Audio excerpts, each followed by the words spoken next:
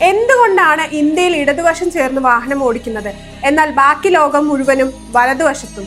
പണ്ട് ആളുകൾ കുതിരപ്പുറത്ത് യാത്ര ചെയ്തിരുന്ന കാലത്ത് സാധാരണയായി ഇടതുവശം ചേർന്ന് തന്നെയായിരുന്നു യാത്ര ചെയ്തിരുന്നത്. ഇതിനൊരു കാരണമുണ്ട്. ഭൂരിഭാഗം ആളുകളും വലംകൈ ആധിപത്യമുള്ളവരാണ്. റോഡിന്റെ ഇടതുവശം ചേർന്ന് പോകുമ്പോൾ ആവശ്യമെങ്കിൽ സ്വയം പ്രതിരോധിക്കാനോ ആക്രമിക്കാനോ വലംകൈ സ്വതന്ത്രമായി ലഭിക്കുമായിരുന്നു. പിന്നീട് കുതിരവണ്ടികൾ വന്നപ്പോഴും സമ്പന്നരും ശക്തരായവരും റോഡിന്റെ ഇടതുവശം തന്നെ മുറുകെ പിടിച്ചു. സാധാരണക്കാരെ റോഡിന്റെ വലതുവശത്തേക്ക് മാറ്റി നിർത്തി. വേഗതയേറിയ പ്രഭുക്കന്മാരുടെ വാഹനങ്ങൾക്ക് തടസ്സമില്ലാതെ പോകാനായിരുന്നു അത്.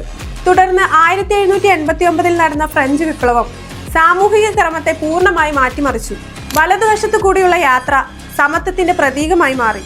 പിന്നീട് നെപ്പോളിയൻ രംഗത്തെത്തി. അദ്ദേഹം യൂറോപ്പ് കീഴടക്കിയതോടെ ഓരോ രാജ്യങ്ങളായി വലതുവശത്തേക്ക് മാറി.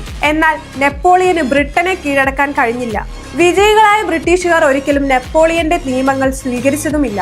അതിനാൽ അവരുടെ പരമ്പരാഗത ഇടതുവശത്തു കൂടെയുള്ള യാത്ര തങ്ങളുടെ കോളനികളിലേക്ക് വ്യാപിപ്പിച്ചു. ഇന്ത്യ, ഓസ്ട്രേലിയ, ജപ്പാൻ, ആഫ്രിക്കയുടെ ചില ഭാഗങ്ങൾ എന്നിവിടങ്ങളിലെല്ലാം ഇത് നടപ്പിലാക്കി. അതുകൊണ്ടാണ് ഇന്നും ബ്രിട്ടനും അവരുടെ പഴയ കോളനി രാജ്യങ്ങളും ഇടതുവശം ചേർന്ന് വാഹനം ഓടിക്കുന്നത്. അതേസമയം ബാക്കിയുള്ള ലോകം നെപ്പോളിയനെ പിന്തുടരുന്നത്.